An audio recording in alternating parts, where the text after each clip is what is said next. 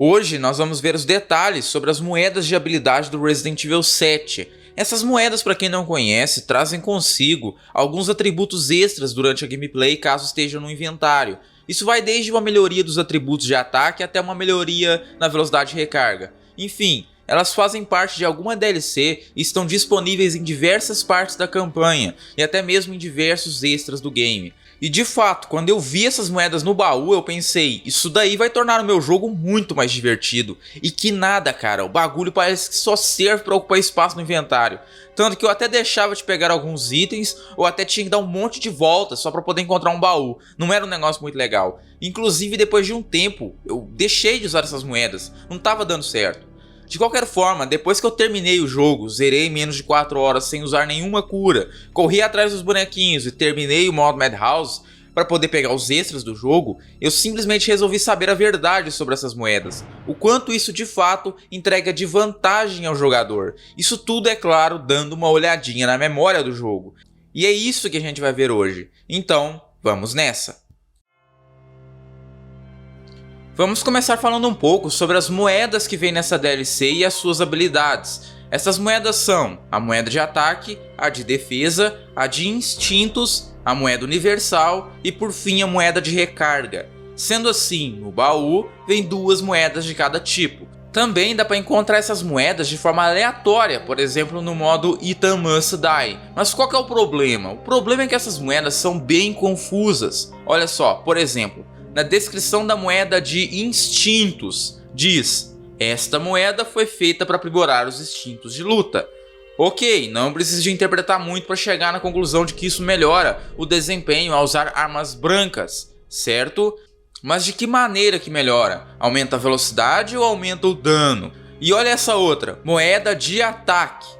Faz você se sentir mais forte. Tipo, se sentir mais forte vai aumentar o poder de penetração de uma arma. Então, só pela descrição e pela interpretação, é possível dizer que ambas as moedas só fazem a mesma coisa.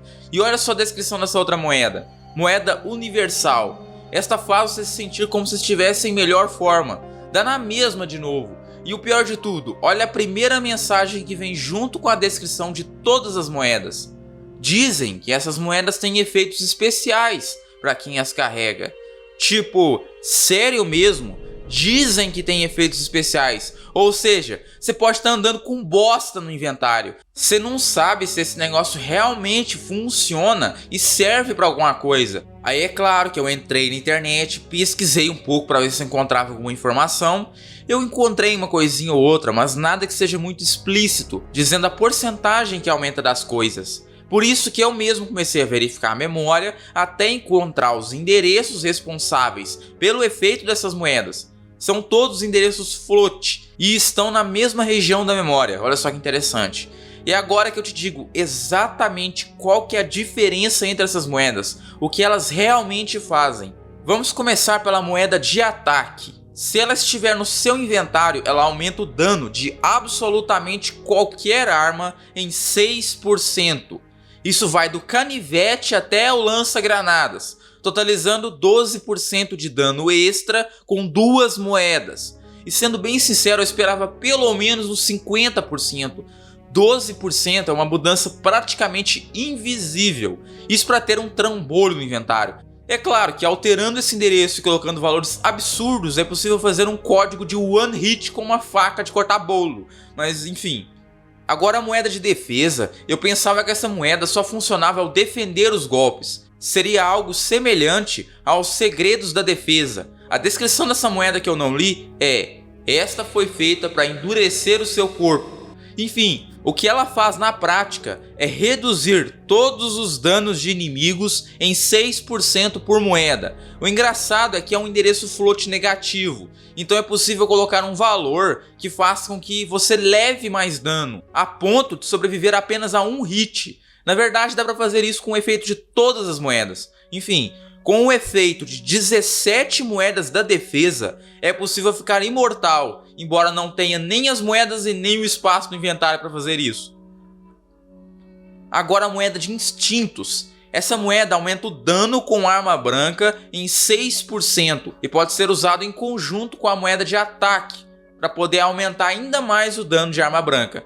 Ou seja, andando com 4 moedas, tu tem um ganho de 24% de dano com a faca de cortar bom. Cortar bom. Andando com 4 moedas, tu tem um ganho de 24% de dano com a faca de cortar bolo. Agora sim, né? E não aumenta a velocidade de ataque nem nada. E realmente é uma combinação boa para usar com a serra circular, mas fora isso, cara... Moeda universal, essa daqui me fez pensar que ela tinha exatamente o mesmo valor das outras moedas. Então seria possível andar com menos moedas no inventário, mas mantendo o efeito das moedas, certo? Só que essa aqui vem com uma pegadinha. Ela tem o efeito de 3 moedas, a de ataque, a de defesa e a de instintos. Só que apenas 2% para cada. Então 2 moedas no inventário te garantem 4% de dano com todas as armas, 4% de redução de dano e 4% de dano extra com armas brancas. Sendo bem sincero, como eu já disse, é uma mudança invisível para o jogador. Por último, nós temos a moeda de recarga. A descrição dela é a seguinte: esta foi feita para aprimorar a destreza manual. Com essa descrição eu pensei que essa moeda aumentava a velocidade dos ataques das armas. Eu cheguei a pensar isso. Enfim, o que ela faz é justamente aumentar a velocidade de recarga em 6% por moeda. Eu vou colocar um comparativo aí na tela. Eu achei a diferença muito pequena. 12% de ganho na velocidade de recarga é muito pouco. Mesmo com as armas mais lentas, a diferença é quase imperceptível. Eu vou colocar também um comparativo aumentando em 100% da velocidade de recarga, para vocês verem a diferença. Isso seria resultante a 16 moedas e um pedacinho, sei lá. Enfim. Existem nesse caso mais 2 moedas que eu não vou entrar em detalhes aqui. São moedas exclusivas do modo Madhouse. Mas eu teria que começar um jogo de novo e pegar um monte de moeda antiga só para poder ver essas moedas. Mas para quem não jogou o modo Madhouse, essas moedas estão dentro de gaiolas ali no hall principal da casa dos Bakers. É uma moeda de ataque e outra de defesa, só que elas têm nomes diferentes. Dá pra teorizar que cada uma também entrega 6%, mas enfim. No fim do vídeo eu vou deixar uma dica caso você ainda não tenha jogado o game, mas deseja jogar no futuro. Essas moedas de DLC são consideradas como itens-chave, o que significa que você pode simplesmente dropar esses itens, e eles magicamente teletransportam para dentro do baú. É uma coisa maravilhosa. Se pelo menos eu soubesse disso antes... Esse tipo de vídeo me dá bastante trabalho, então eu agradeço por ter assistido o vídeo até aqui. Se você tem qualquer coisa a dizer, pode mandar nos comentários. Isso é tudo, nós nos vemos por aí.